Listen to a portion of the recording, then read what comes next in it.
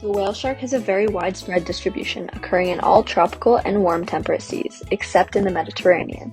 It occurs throughout the Atlantic Ocean, from New York through the Caribbean to central Brazil, and from Senegal to the Gulf of Guinea. The whale shark is a filter feeder, one of the only 3 known filter-feeding shark species, the other 2 being the basking shark and the megamouth shark. It feeds on plankton, which includes copepods, krill, and fish eggs. Whale sharks also consume the clouds of eggs during mass spawning of corals.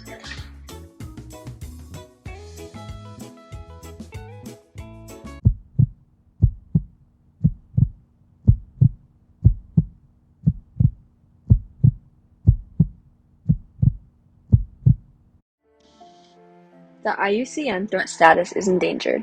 Some major threats include oil and gas drilling, fishing and harvesting, shipping lanes, fisheries catches, bycatch in nets, and vessel strikes. When drilling for oil in the ocean, the oil can seep into the water and kill off animals due to its toxic nature.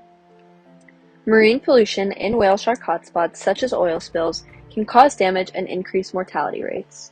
Additionally, large-scale fisheries from India, the Philippines, and Taiwan have targeted whale sharks for their exotic flavor. Even returning the sharks after an unintentional catch, though, can be harmful. Common release practices, such as being lifted or towed, are likely to cause stress, injury, and possibly death to the sharks. Inappropriate tourism may be an indirect threat to whale sharks in some circumstances, for example from interference with habitat or crowding. Some of the ways we could help the whale sharks are by choosing sustainably fished seafood, supporting governmental policies that protect the sharks, and choosing tourism operations that minimize their impact on the environment. We can assess whether this is actually helping the population by keeping track of the extinction rate.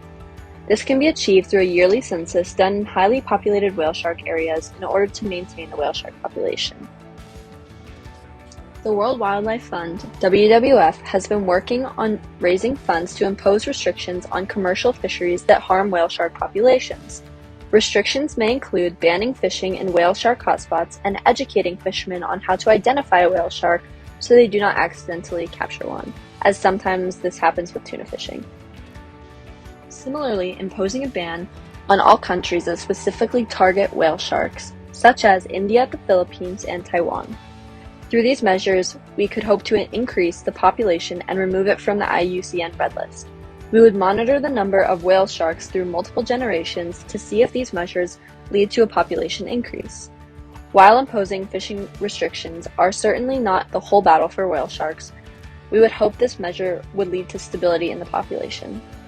Currently, the whale shark population is in recovery and has grown 29% since 2016.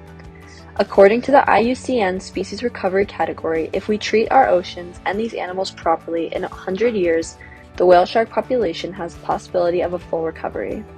The latest abundance estimate for the whale sharks in 2022 is estimated at 119,000 to 238,000. The exact numbers are not known, as only around 7,000 whale sharks are consistently tracked. The most interesting topic that surrounded their existential life falls down to their external ability to heal themselves and regenerate wounds. Within the wound healing capabilities of whale sharks and implications for conservation management, delves into the regeneration and healing abilities that whale sharks exhibit. The main way researchers tracked whale shark wounds were through the use of photographic wound tracking, with the main goal of tracking wound healing rates and the rate at which new injuries occurred. One of the best finds was that in a particular case, a minor dorsal abrasion was able to significantly reduce swelling and discoloration in just 10 days. With the final findings of the study, it was concurred that the species was very adapted to heal damage to their epidermal tissues. This study also concluded whale sharks with having a likeliness to survive vessel collisions at an 88% rate. Scientists can then inform and regulate propeller and boat destinations to curb whale shark interactions.